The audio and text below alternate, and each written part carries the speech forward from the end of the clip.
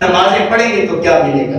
حضرت سلیمان فارسی رضی اللہ تعالیٰ عنہ، آپ ایک دن خزاں کا موسم ہے تو ایک درخت کے پاس کھڑے ہوئے، ساتھ دوسرے صحابی بھی موجود ہیں۔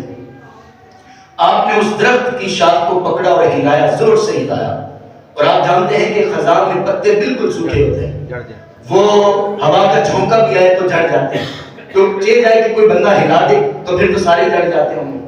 حضرت سلیمان فارسی نے کہا، حضرت سلیمان فارسی نے وہ شاخ ہلائی تو پاس صحابی کھڑے تھے، تو حضرت سلیمان فارسی ان کو کہتے ہیں کہ آپ نے مجھے پوچھا نہیں ہے کہ میں نے اس کو کیوں ہلایا؟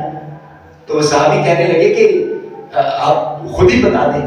تو کہا ایک دن یوں ہی یہی درخت تھا، یہی جگہ تھی، اور میں محمد عربی کے ساتھ تھا، میں حضور کے ساتھ تھا، حضور نے بھی ایسے ہی شاخ کو پکڑا اور زور سے ہلایا اور مجھ سے پوچھا سلیمان تم نے پوچھا نہیں کہ میں نے شاخ کو کیوں ہلایا؟ تو میں نے کہا محبوب آپ خود ہی فرما دیں کیوں ہلایا؟ کہا تم نے دیکھا میں نے شاخ کو ہلایا کتنے پتے جھڑے ہیں؟ کہا حضور یہ تو انگنت پتے ہیں۔ کہا جب کوئی بندہ نماز پڑھتا ہے اللہ اس طرح اس کے گناہوں کو جھاڑ دیتا ہے۔ تو مجھے یہ بتائیے کہ ایک بندہ 5 وقت کا نمازی ہو تو پھر کتنے اس کے گناہ جھڑ جاتے ہوں گے، کتنے درجات بلند ہوتے ہوں گے، کتنی نیکیاں اس کو ملیں گی۔ بلکہ نبی پاک صلی اللہ علیہ وسلم اپنے صحابہ سے ایک دن فرمانے لگے، صحابہ مجھے بتاؤ کسی کے گھر کے سامنے سے نہر بہتی ہو تو وہ 5 دفعہ اس میں نہائے تو اس کے اوپر کوئی میل کچیل رہ جائے گی؟ تو صحابہ نے کہا حضور ایک دفعہ بھی نہائے گا تو نہیں رہے گی، دن میں ایک دفعہ نہا لے تو میل کچیل نہیں رہتی، تو 5 دفعہ نہانے سے تو بدرجہ اتم کچھ بھی نہیں رہے گا۔ فرمایا ہاں یہی بات ہے، جو بندہ 5 وقت وضو کر کے نماز پڑھتا ہے مجھے بتاؤ اس پر کوئی گناہ رہ جائیں گے؟ اس کے سارے گناہ معاف ہو جائیں گے۔ تو حضرت نمازوں کی طرف آئیے، ان مسجدوں کو آباد کیجیے۔ یقین کریے بہت دکھ ہوتا ہے اس بات پہ، ہمارے نوجوانوں کو کوئی اس بات کی فکر نہیں ہے۔ ہمارے نوجوان تو ایک طرف ہیں جن کی عمر تھوڑی سی اور بڑھ گئی ہے، وہ لوگ بھی نمازوں کی طرف نہیں آتے، اور جو ہم لوگ ہیں ہماری مسجدیں زیادہ ویران ہیں۔ اس کی وجہ یہ ہے کہ ہم نمازوں پر اتنا زور نہیں دیتے، ہم نماز کو بڑا ہلکا سمجھتے ہیں، اور نماز کو ہلکا نہیں سمجھتا۔ بلکہ بزرگ فرماتے ہیں کہ کوئی گناہ چھوٹا ہو، چھوٹا گناہ ہے، گناہ صغیرہ ہے، اور اس کو یہ سمجھ کے کرنا کہ یہ چھوٹا گناہ ہے تو پھر وہ گناہ کبیرہ ہو جائے۔ ایک بندہ چھوٹا گناہ ہے تو وہ دل میں کہہ رہا ہے کوئی بات نہیں ہے، کوئی بات نہیں ہے، اور یہ چھوٹا گناہ ہے، تو جان بوجھ کے کر رہا ہے تو پھر وہ چھوٹا گناہ بھی چھوٹا نہیں ہے۔ تو اس وجہ سے نماز کو اس طرح نہ لیجئے گا۔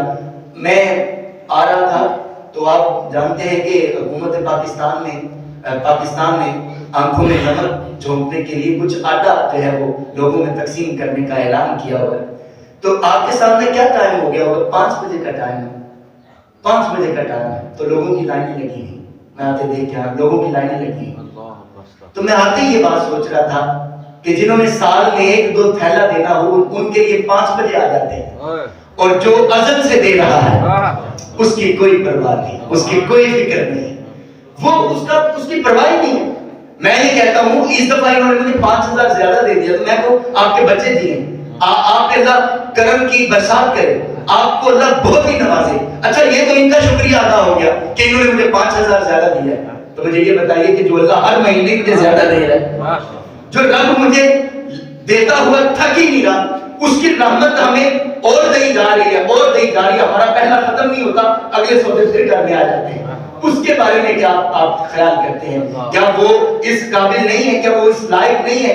وہ اس لائق ہے کہ اس کا سجدہ کیا جائے، اس کے سامنے جھکا جائے۔ میں اپنے طلباء کو اکثر یہ بات کہتا ہوں کہ رب کی عبادت اس وجہ سے نہ کرو کہ اس نے ہمیں حکم دیا ہے، بلکہ اس طرح کیا کرو کہ وہ لائق سجدہ ہے تو سجدہ کر رہے ہیں، وہ قابل ہے، وہ اس لائق ہے کہ ہم اس کو سجدہ کریں۔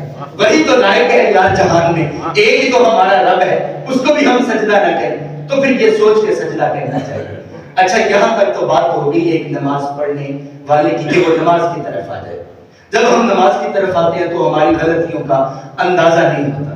ہم 4 دن نماز پڑھتے ہیں تو سب سے بڑے ولی بن جاتے ہیں، سب سے بڑے ولی بن جاتے ہیں۔ ہمیں وہ بندہ جو سال ہر سال سے نمازیں پڑھتا آ رہا ہے وہ ہمیں برا لگنے لگتا ہے، نمازوں کے گھمنڈ میں۔ اللہ اتنا بے نیاز ہے، اتنا بے نیاز ہے کہ اگر ہم ساری زندگی کی نمازیں پڑھتے رہیں صحیح وضو کے ساتھ، صحیح شرائط کے ساتھ، وہ اتنا بے نیاز ہے کہ وہ گٹری باندھ کے ہمارے منہ پہ مار دے، وہ اتنا بے نیاز ہے۔ تو ہم 10-15 نمازوں پہ گھمنڈ کر رہے ہیں، اور پھر دوسری جانب ہم خود اپنے نمازی پڑھنے نہیں دیتے، ہم خود اپنے نمازی نہیں پڑھنے دیتے۔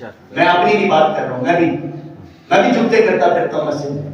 اچھا تیانوں ہی ٹال مل گیا جو آ گیا ہے یار، ہمارے پرانے وہ کہتے تھے نا کہ جو بھولا ہوا رات کو واپس آ جائے اس کو بھولا ہوا نہیں کہتے، تو یہ تو انسان کہتا ہے نا، تو جس کی رحمت قرآن میں بار بار پکار رہی ہے وہ انسان آ جائے تجھے کچھ نہیں کہیں گے، تمہیں معاف کر دیں گے، وہ کچھ بھی نہیں کہہ رہا، اور یہ نکما نکارا اس کو جھکتے کرتا پھر رہا ہے۔ ایک نوجوان آ جاتا ہے، چلو کسی طریقے ہو سکتا ہے رات کو یوٹیوب میں کسی عالم کا بیان سن لیا، ہو سکتا ہے ماں کی دعاؤں کا اثر ہو گیا ہو سکتا ہے کہ بیٹے نے کہہ دیا ہو ابا میں تو نماز پڑھتا ہوں آپ بھی نماز پڑھیے کے لیے، ہو سکتا ہے اس کے دل میں وہی بات اتر گئی ہو سکتا ہے اپنے شیخ کے پاس گیا ہو تو کوئی دل کی دنیا بدل گئی ہو، وہ اگر آ گیا مسجد میں تو پھر اب اس کو ہم یوں کرتے پھریں گے کہ وہ ہم کہہ دیتے ہیں کہ 7 چوہے کھا کے بلی حج کو چلی۔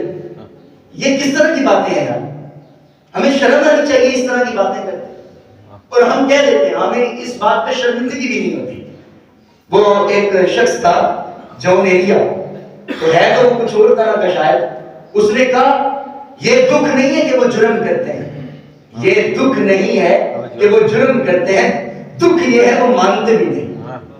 ایک تو ہم غلطیاں کرتے پھر رہے ہیں اور دوسری طرف ہمیں پتہ بھی نہیں ہوتا کہ ہم یہ غلط کر رہے ہیں۔ بچوں کو جب ہم کہہ رہے ہیں کہ تم آج کیسے آگے، آج کیسے مسجد میں آنا ہوگا، تو میاں آپ کا کیسے آنا ہوگا، جس رب نے تمہیں ادھر بھیجا ہے اسی رب نے اسے ادھر بھیجا ہے۔ وہ نا کچھ لوگ تھے تو وہ جا رہے تھے رستے میں، تو ان میں سے 2 لوگوں نے کہا کہ اللہ تعالیٰ کے رستے میں سجدہ کر لیں، نماز ادا کر لیں۔ تو باہر جانے والا بندہ جو تھا، ساتھ جانے والا، اس نے کہا چلو ٹھیک ہے تم پڑھو میں ادھر کھڑا رہتا ہوں۔ یہ بریانی کی پلیٹ ہوتی تو کہتا میں 1 منٹ آتا ہوں، لیکن نماز کا معاملہ تو کہتا تم پڑھو میں پڑھ لوں گا۔ ہمارے بھی اس طرح کے لوگ کہتے ہیں تم پڑھو، بیٹا 2 بھائی ہیں آپس میں، وہ کہتے ہیں میں چلو نماز پڑھنے جا رہا ہوں، تو وہ ایک کہتا ہے چلو ٹھیک ہے تم پڑھو پھر بعد میں ملتے ہیں۔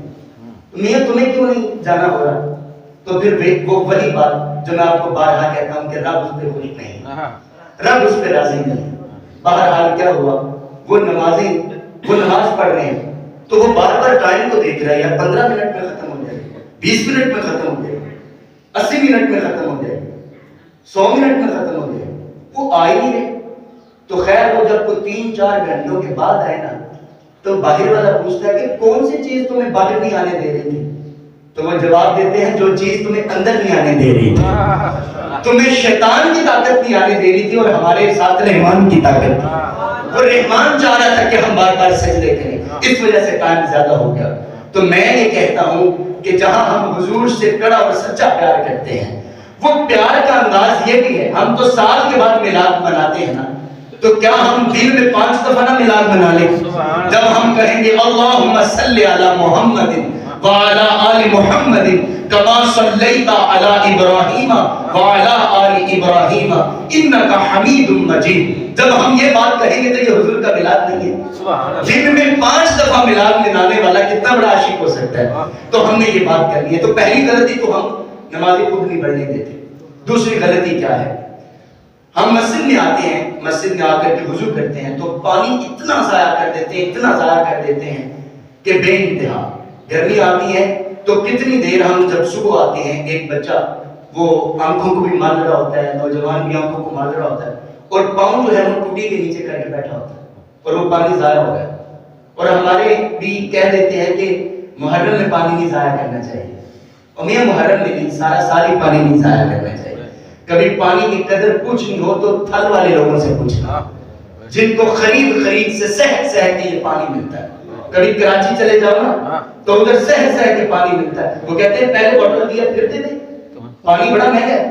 تو ہم ادھر کیا کرتے ہیں، ایک تو اپنے گھر کا نہیں ہے مسجد کا، تو ضائع کرتے رہتے ہیں کیونکہ یہاں پہ پوچھنے والا کوئی نہیں ہوتا، اور اگر کوئی پوچھ لے تو وہ سب سے بڑا دشمن ہوتا ہے۔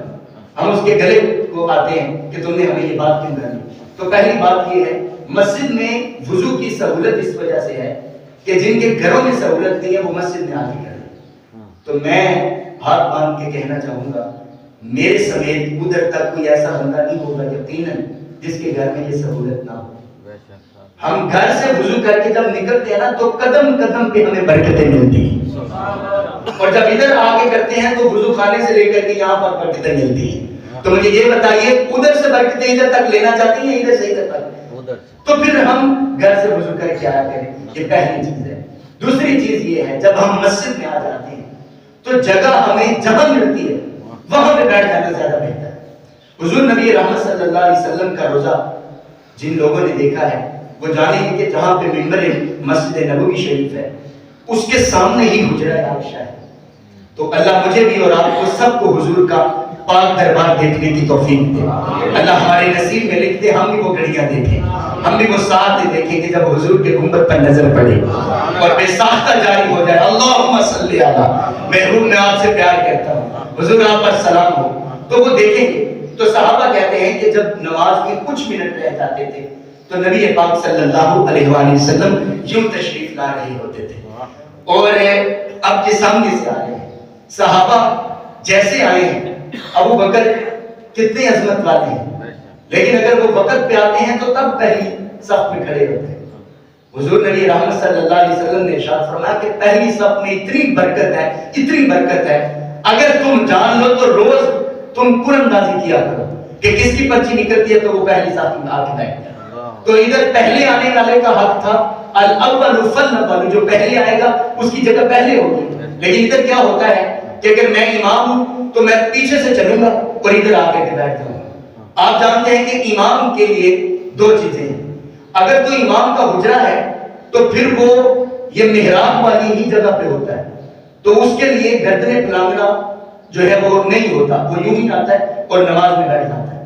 اور اگر وہ پیچھے گھر سے آتا ہے تو پھر وہ ٹائم سے آ جایا کرے. لیکن پھر بھی اگر وہ ٹائم پہ نہیں آتا تھوڑا لیٹ آتا ہے تو مقتدیوں کو چاہیے کہ وہ راستے سے جگہ چھوڑے کہ یہاں پہ امام نے گزرنا ہے. یہ امام کا پروٹوکول ہے اور جو میں نے نہیں یہ شریعت دیتی ہے. ہم نہیں دیتے تو کیا شریعت بھی نہیں دیتی؟ تو شریعت نے یہ پروٹوکول دیا کہ ہم جگہ چھوڑ دیں. تو گردن پلانگنا جمعہ کا وقت آتا ہے, جمعہ ہو رہا ہوتا ہے تو لوگ جو ہے وہ ایک تو بڑے پیار سے مانگتے ہیں کہ یہ جگہ چھوڑیے گا اور ایک ہمارے سر کو یوں کر دیتے ہیں تو گزر جاتے ہیں. تو یہ مناسب نہیں ہے. نماز پڑھنے کے لیے آیا جگہ جہاں پر مل جاتی ہے وہاں پر بیٹھ جائے. تو یہ ہماری تیسری غلطی ہے جو ہم کرتے ہیں, یہ ہمیں نہیں کرنی چاہیے.